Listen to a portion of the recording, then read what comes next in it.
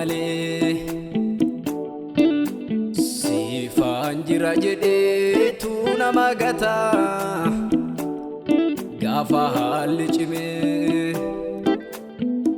hiriyaani nama namu yoo waaqayyoo malee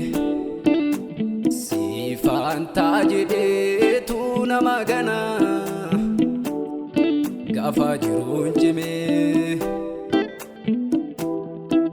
amanama waaqayyo qofa amma dubbate kan ga'u nama abdachiise akka namaa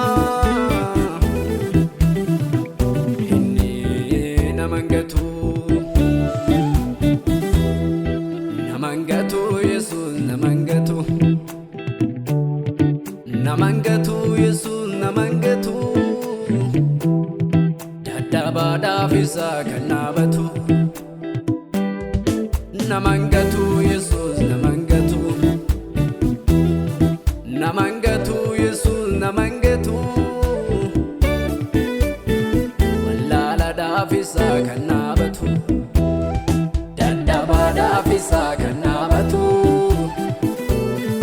wallaalaadhaaf isa kan dhaabatu dadhabaadhaaf isa kan dhaabatu wallaalaadhaaf isa kan dhaabatu.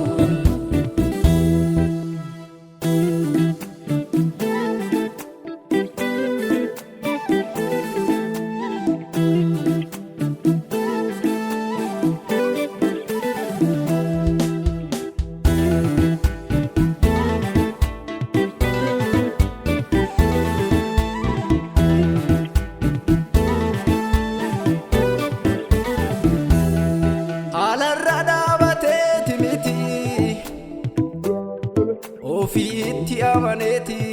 kan waadaa namaaf galu yoo tolees yoo toluu baates barruma irratti nama baata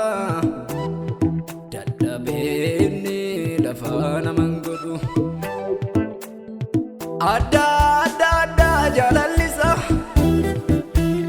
inni ilma namaatiif qabu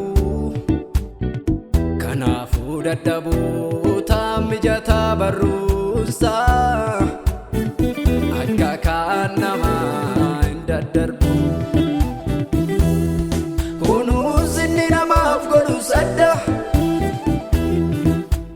laafomtuu hin jirre lafoona irratti nama soora aduun saafaan baraa naman gubu gaddisaa bobaasaati nama gurguba.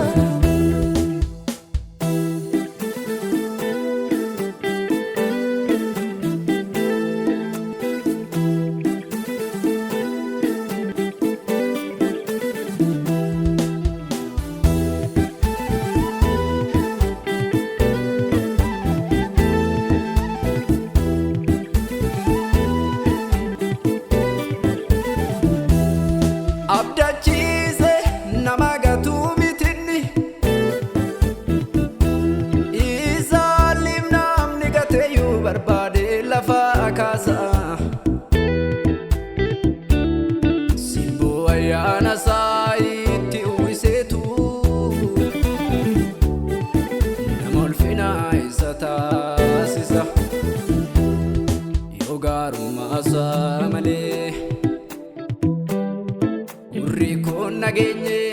ammeenya isaa yoo jaalala isaa malee ijji koon argine jibbeessa isaa.